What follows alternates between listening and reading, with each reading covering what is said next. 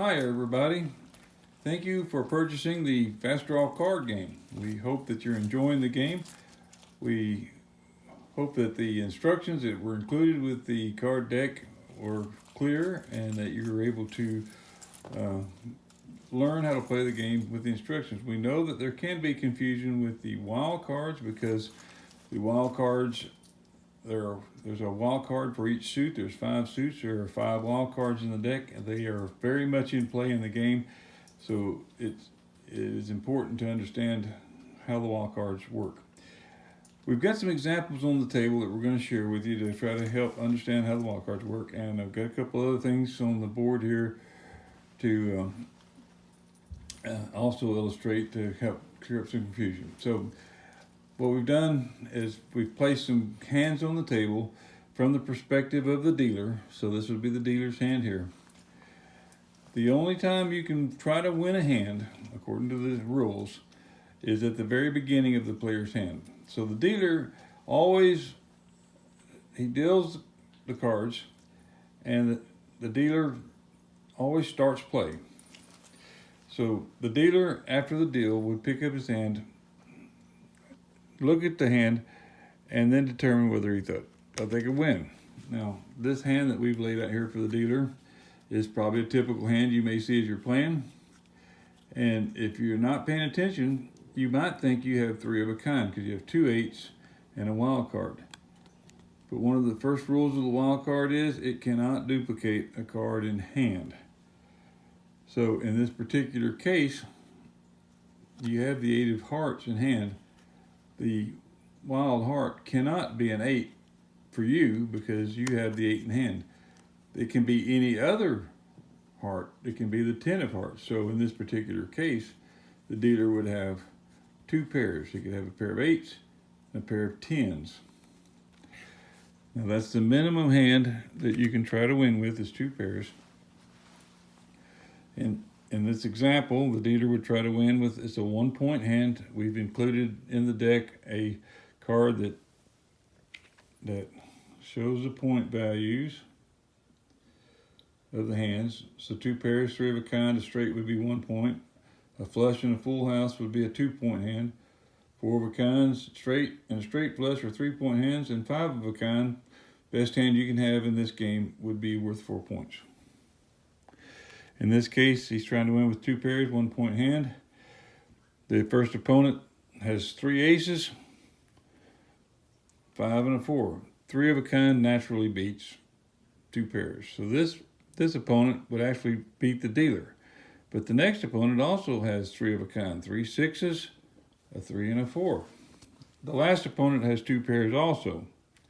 Now, believe it or not, in this example, all 3 of his opponents have hands that would beat him. And this is one of the aspects of the wild card. So in this particular case, the dealer's got 2 8s, a wild card, and a 10. So he has 2 pairs, 8s and 10s, which would be pretty strong. The opponent down here has 9s and 4s. A pair of 10s and a pair of 8s would normally beat 2 pairs of 9s and 4s. But because the 9s and the 4s are naturals, there's no wild cards in his hand, the wild card 2-pair hand is automatically beat by the natural hand, which goes back to the rule. Wild cards are always inferior to natural hands. So this hand would beat the dealer's hand. Now, we're going to talk about the 3 of a kind hands that beat the dealer hand. The first 3 of a kind hand is 3 aces, a 5 and a 4. That beats 3 of a kind beats 2 pairs no matter what. It's always, even if I had a wild card making my 3 of a kind, it would still beat 2 pairs, even if they were naturals. But this wild card hand, or this 3 aces, would beat our 2 pairs in this case. The next opponent has 3 6s and 3 and 4. And this example is put on the table just to illustrate to you that you would think aces would be a strong card. In the FastDraw game, the aces are always played low. So the 3 sixes would beat the 3 aces. So the winning hand in this scenario would be the 3 sixes. That would be a 1-point hand. The dealer had tried to win with 2 pairs, which was a 1-point hand. So the actual winning hand was the 3 sixes. It gets a point because it's a winner, and it steals the winning point, or the point, from the dealer's hand, which he tried to win with. So this hand would actually end up with 2 points on the scorecard, because he gets his point plus he gets the dealer's. Next example is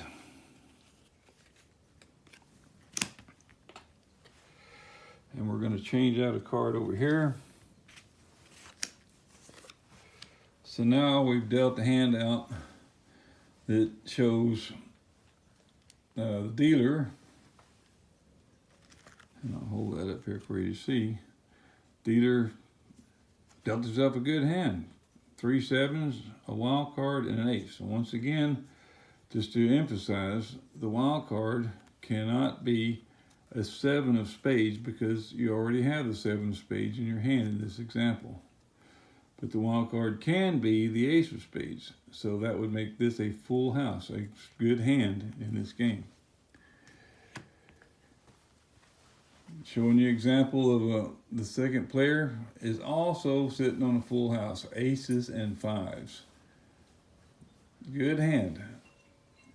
Normally inferior to 7s over aces, because remember, aces are played low, but in this case we have a natural, there are no wild cards in this hand. So this full house, because there's no wild cards in it, automatically beats this full house. The example that we want to share with you about inferior hands, we're gonna change this opponent's hand, and we're gonna show you how this works. So now this opponent was dealt 3 sixes, a wild card, and a 3. Because he does not have a 6 of diamonds, this wild diamond can now be the 6 of diamonds, which makes this 4 of a kind. 4 of a kind in our example here. The dealer has a full house. This opponent has a natural full house. This opponent has a 4 of a kind hand built with a wild card. But because 4 of a kind, no matter what, always beats a full house, this wild card, 4 of a kind hand, would be the winning hand in this situation. So in this particular example, the dealer tried to win with a 2-point hand, a full house.